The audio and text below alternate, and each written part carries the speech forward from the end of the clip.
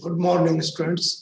Myself, Dr. Vijayendra Singh Tawar, Associate Professor in English. Presently, I have been posted at Government College, Buda.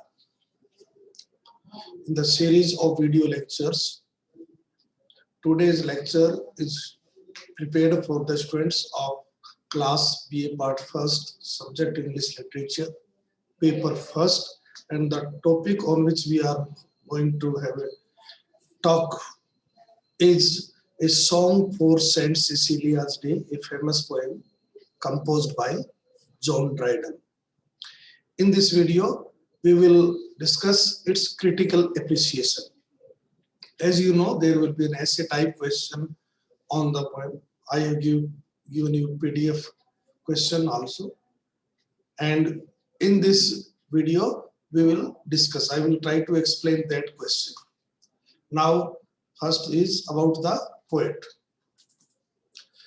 The poet is very famous poet, John Dryden.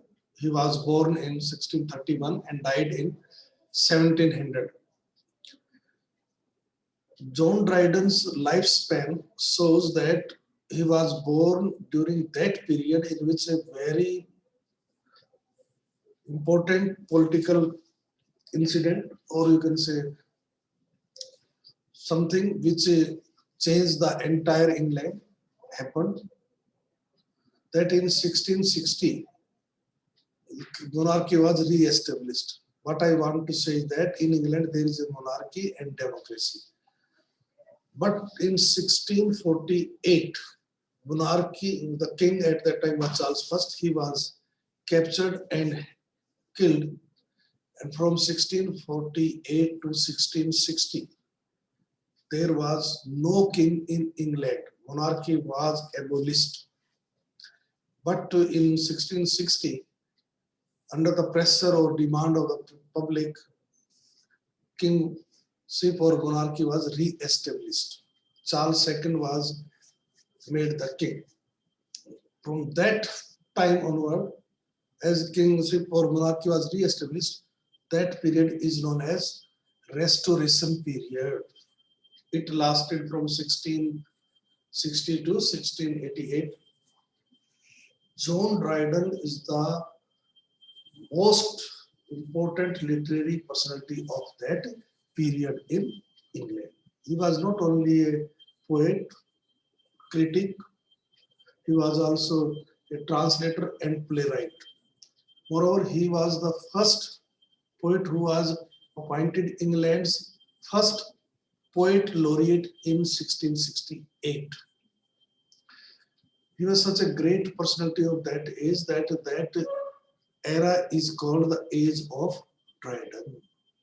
In his literary critical work entitled An Essay of Dramatic Poesy, Dryden wrote, every age has a kind of universal genius, means who writes or who does something which is universal in appeal. These words are true of him than of any other writer in any other age. Another important aspect we should keep in mind is Dryden stands between two different ages, the age of Milton and the age of Pope. And he serves as a transition from one to the other. What kind of changes were taking place in the society are reflected in his works. Now, let us come to the introduction of the poem. The poem is an ode. It is addressed to Saint Cecilia. So first of all, we should know who was Saint Cecilia. Saint Cecilia was a Christian martyr who died at Rome in 230 AD. She is said to have been forced to marry in spite of her vows of celibacy. She converted her husband to Christianity and both suffered martyrdom. Now let me explain what does it mean. It means that Cecilia in her life declared that she will remain unmarried and serve the society. But she was forced by the society and her father. She was married to a person. After marriage, she told her husband that if he tried to touch her, her protector angel will kill him. The husband wanted to see that angel, her spotless purity, and after some kind of formalities, her husband was able to see that angel. So he also adopted Christianity, and his brother also adopted Christianity, and later on, all the three were hanged, or you can say were killed because of their religion, religious faith, you can say. This is one aspect. Another aspect of her personality was she was a skillful musician. The fame of her deep passion for sacred music, holy music, love for God, and her musical skill perhaps gave rise to the belief that she had invented the grand instrument of church music, namely the organ. She invented a musical instrument which is called church organ. Tradition has it that the spotless purity of Saint Cecilia drew down to earth an angel who was to be her heavenly protector, as I told you. This theme was exquisitely painted by Italian artists and among others by Raphael. Dryden in this poem has altered, that is, changed the tradition to suit his own purpose. According to Dryden, the angel was attracted down to earth by the power of Saint Cecilia's sweet music. As the title shows, this poem was written in honor of Saint Cecilia, who is regarded as the patron saint of music. The subject of the poem is the power of music, and more especially the power of music produced by Cecilia from the church organ which she had invented.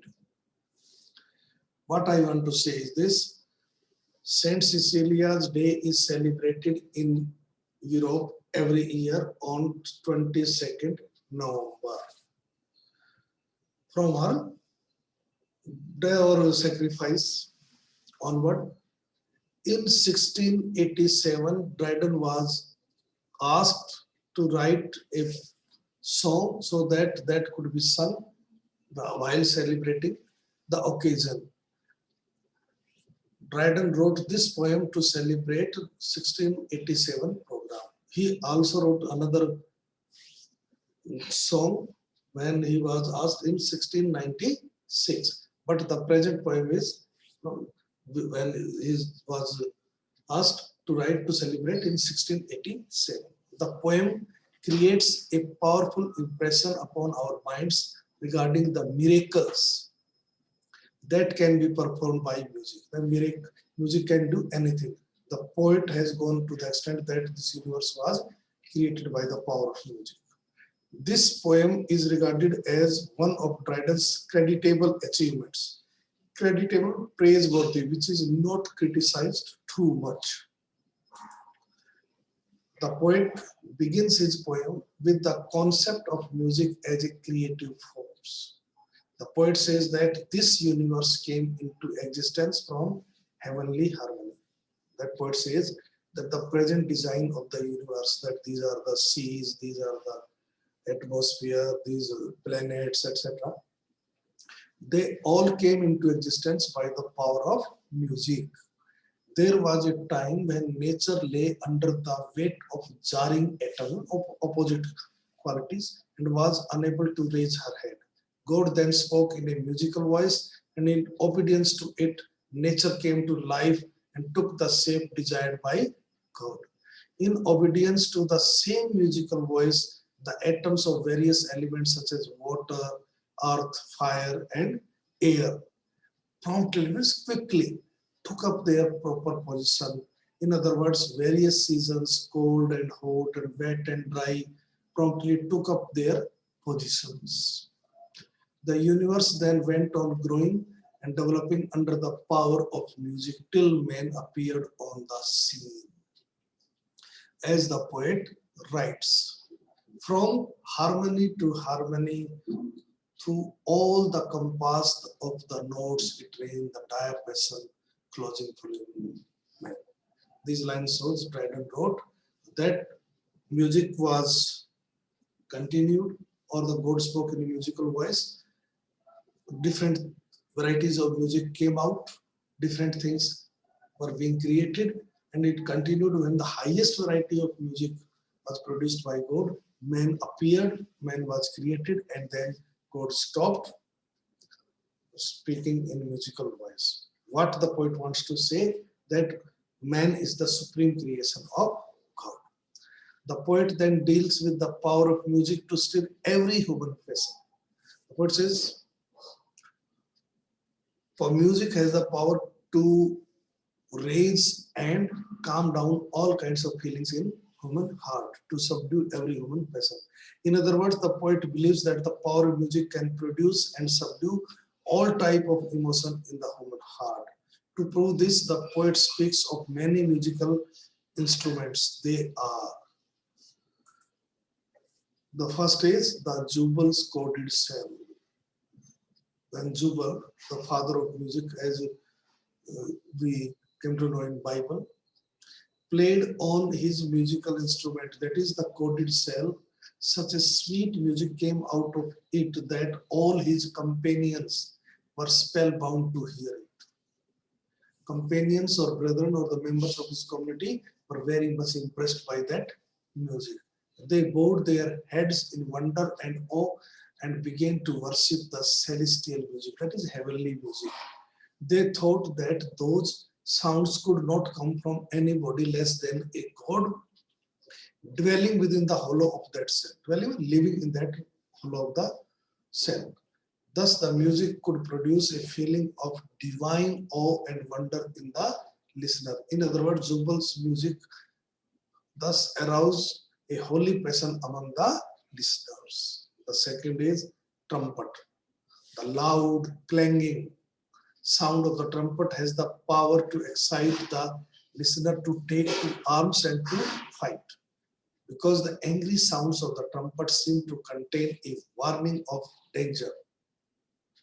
In other words, the loud, harsh note of trumpet produces in our hearts the passion of anger and fear for our life and prepares us to take up arms in self-defense.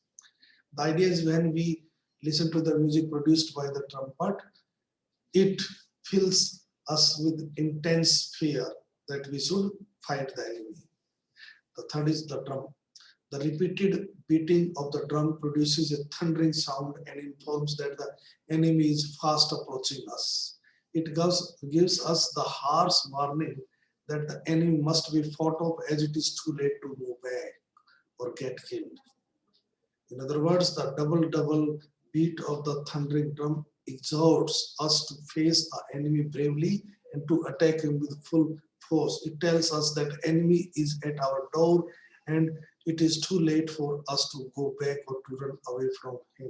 The idea is the music of the drum gives a message that the enemy has come at the door or very near. Now we cannot run away. We have to face it. So it is better that we should fight the enemy with all our strength. The fourth is flute. The flute seems to make a sort of complaint about the absence of the beloved in the soft melody, very soft sound, very slow dying music, we can say. The flute sings of the sorrows of the hopeless lovers. In other words, the music of the flute is soft and complaining. It seems to express the grief, sorrows, of the disappointed lovers. Then the fifth is lute. The sweet and low music of the lute seems to be a kind of funeral song over the tragic end of disappointed love. It's hopeless love, no chance of getting success. In other words, the death song of the love of the disappointed lovers can be best sung by the lute in its low notes of music, tune of music. Sixth is violin. A violin gives out sharp sounds which convey the pangs of jealousy, that is envy, the mood of desperation, the intensity of wrath, and that is anger, depth of pain, or the height of passion for the beautiful, unresponsive lady. In other words, the sharp and shrill music of the violin can easily express the pangs of jealousy, the feelings of desperation, and the intense anger at the failure of their love. Their deep pains and heightened passions for the haughty and heartless beloved who has rejected their love can be found in the shrill music of the violin. Now, another reference to a musical instrument, that is Orpheus lyre. Orpheus was a great musician in Greek mythology and a singer also. Orpheus' music had a marvelous power. He sang so sweetly and charmingly on his lyre, the musical instrument, that even wild animals followed him wherever he went. Even trees and rocks uprooted themselves from their places and followed Orpheus to listen to his music and song. He's such a powerful musician he was. In a different sense, the magic of the Orpheus lyre and his voice was so great that even inanimate objects, non-living things, were made after him and his song. Now, the our main character in whose honor this poem is composed, about her musical instrument, Cecilia's organ. According to the poet, the organ is the greatest musical instrument. It was invented by Cecilia, in whose honor the poem was written. The poet says that it is not possible to give due praise to the sacred music of the organ. That is, the music which is produced by organ, church organ, is very holy. It creates holy love in the hearts of the listeners. The organ produces notes that stir in the listener a love of God. The notes of the organ soar upwards to heaven and are found to have a richer quality than the music produced by the angels. The idea is when the music of the Cecilia's organ raised upwards and reached heaven, where angels were singing or producing their music in praise of God, when they listened to that music, they found it richer quality and they brought about some improvement in their music. Cecilia produced heavenly music from the organ. An angel charmed by this music came down to the earth. The angel was deceived into thinking that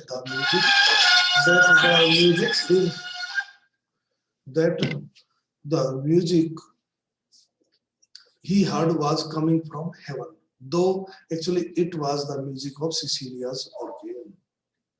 The organ is regarded as superior to all other musical instruments because its music had the quality of harmony not possessed by any other instrument. Its sweet music makes the angels sing and dance in heaven. The soft sounds produced by it not only inspire feelings of God's love in the hearts of the listener, but, but the soft sounds of the organ lend speed to their fight towards the heaven. Its music makes the angels sing the praises of God by dancing around God's throne in heaven. It is regarded as the greatest of all musical instruments because while all the other musical instruments inspire earthly feelings, anger, fear, hatred, love, grief, etc., the organ, that is church organ invented by Cecilia, inspire feelings of divine love. The poem concludes with the idea that just as the universe began from heavenly harmony, so it will end in harmony. A trumpet will be blown from heaven on the doomsday, and the power of the music of that trumpet shall untune the sky. That is, create chaos in the sky. Everything will be disintegrated. The universe which took shape under the influence of music will also disintegrate, so break into small pieces under the influence of music. Music has thus the power to destroy as well as to create. This ode falls into three main sections, commencing with an narrative of the role played by music in the creation and organization of this universe. That is line 1 to 15. The second section, line 16 to 47, poses the question, what passion cannot music raise and calm? Means music has the power to raise and calm down all kinds of feelings in the human heart. The poet describes the various types of feelings that are aroused and subdued by different kinds of musical instruments. The last section, lines 48 to 63, introduces Saint Cecilia, whose music achieved a much greater effect than that of Orpheus. It proceeds to complete the cycle whose commencement is invoked in the opening lines. Dryden admirably achieves musical effects in the words and versification of the poem. That is the so diction and rhythm, you can say, especially in the central section of the poem as he moves from one instrument to another with corresponding changing in versification. But as a critic has pointed out, the first and the last section of the ode are the most distinguished because in both these, Dryden has offered a major statement about music. He has made a great statement about music. The effect of the poem on a reader is really profound. It is great. The statement about music made in the first and the last stanzas pertaining to the power of music to create and to destroy carries conviction with the reader. That is, reader also believes, yes, it can be. While the effects of the music of various instruments also find acceptance with him. And we reader also believe that yes, this instrument is most suitable to express this kind of feeling. In conclusion, it may be said that it is one of the most remarkable poems in English language. If Dryden had never written anything but this one, his name would have yet have been immortal. It is difficult to find new terms to express our admiration for the variety, richness, and melody of its numbers, the force, beauty, and distinctness of its images, the succession of so many passions and feelings, and the matchless perspicuity, the clarity of its diction.